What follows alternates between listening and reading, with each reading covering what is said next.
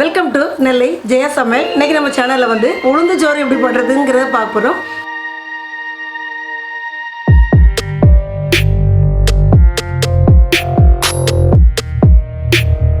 இப்போல்லாம் லீவு, பசங்களுக்குலாம் லீவு. வீட்டில் இருக்கும்போது கொஞ்சம் ஹெல்த்தியான ஃபுட் பண்ணி கொடுத்தா அது பசங்களுக்கு ரொம்ப நல்லது. இம்யூனிட்டி பவரும் பிள்ளைங்களுக்கு கிடைக்கும். ஸோ வந்து இன்றைக்கி நான் வந்து சூஸ் பண்ணியிருக்கேன். உளுந்து சோறு எப்படி பண்ணுறதுங்கிறத செய்து காட்ட போகிறேன். உளுந்தில் வந்து நல்ல சத்து இருக்குது. சின்ன குழந்தையிலேருந்து பெரியவங்க வரைக்கும் உளுந்து நம்ம சாப்பிட்டுட்டா ரொம்ப நல்லது தான். அது நம்ம போன் வளர்ச்சிக்கு ரொம்ப நல்லது.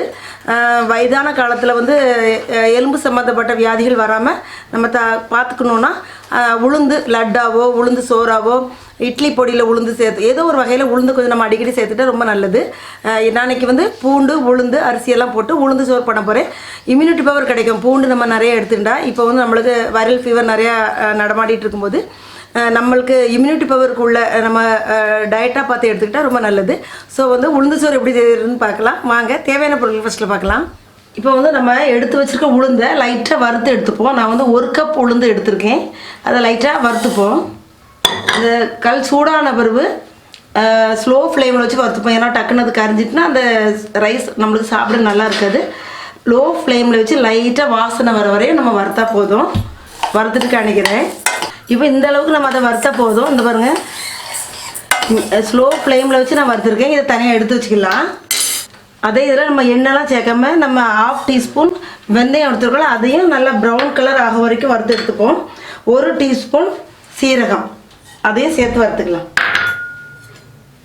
நல்லா வாசனையாக இருக்கும். நம்ம வந்து வறுக்காமலும் போடலாம். நம்ம அந்த வறுத்து செய்யும்போது வாசனை ரொம்ப நல்லாயிருக்கும். இந்த ரைஸ் நம்ம சாப்பிடும்போது ரொம்ப நல்லாயிருக்கும். இந்த ரைஸை வந்து நம்ம வந்து கறி குழம்பு வச்சு நாகர்கோவில் பக்கம்லாம் இந்த மாதிரி உளுந்து சோறு பண்ணி மட்டன் குழம்பு சிக்கன் குழம்பு வச்சு அதை சாப்பிடுவாங்க. எங்கள் சைடெலாம் வந்து தூத்துக்குடி பக்கம்லாம் வந்து புளி துவையல்னு ஒன்று அரைப்பாங்க. அப்போல்லாம் அம்மியில் அரைப்பாங்க. புளி காஞ்ச மிளகாய், அது காஞ்ச மிளகாவை கொஞ்சம் நேரம் தண்ணியில் நல்லா ஊற வச்சுட்டு அது புளி உப்பு வச்சு ஒரு துவையல் அம்மியில் வச்சு அரைப்பாங்க. அதுக்கு இதோட சேர்ந்து சாப்பிடும்போது ரொம்ப நல்லாயிருக்கும் டேஸ்ட்டு.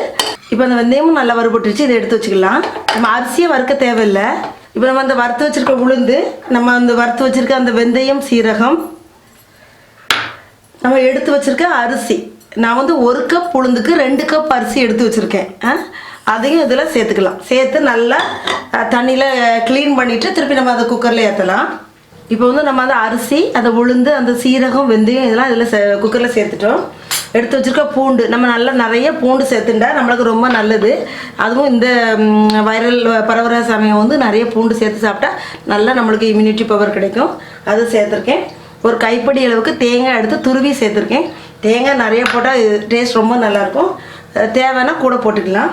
இதுக்கு தேவையான உப்பு சேர்த்துக்கலாம். இப்போ வந்து நான் வந்து இந்த கப்புக்கு வந்து 2 கப் அரிசி 1 கப் உளுந்து நான் சேர்த்துட்டேன்.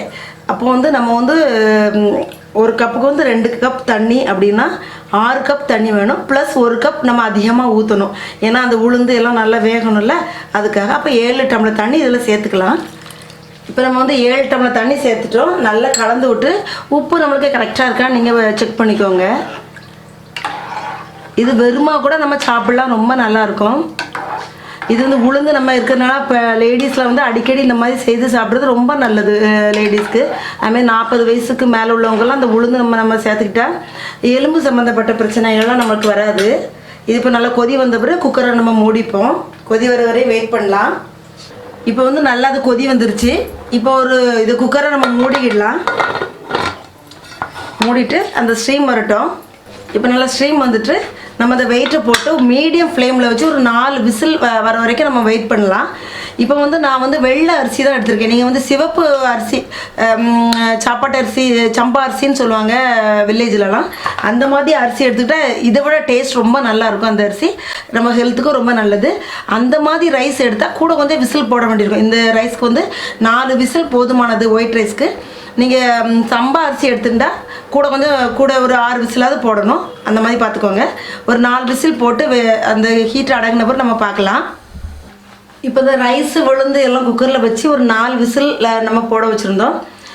4 விசில் கழிச்சு ஒரு 10 மினிட்ஸ் ஆகிடுச்சு. இப்போ ஓப்பன் பண்ணி பார்க்கலாம்.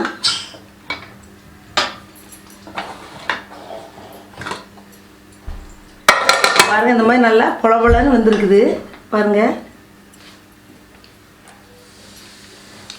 இந்த மாதிரி நல்லா வெந்திருக்குது.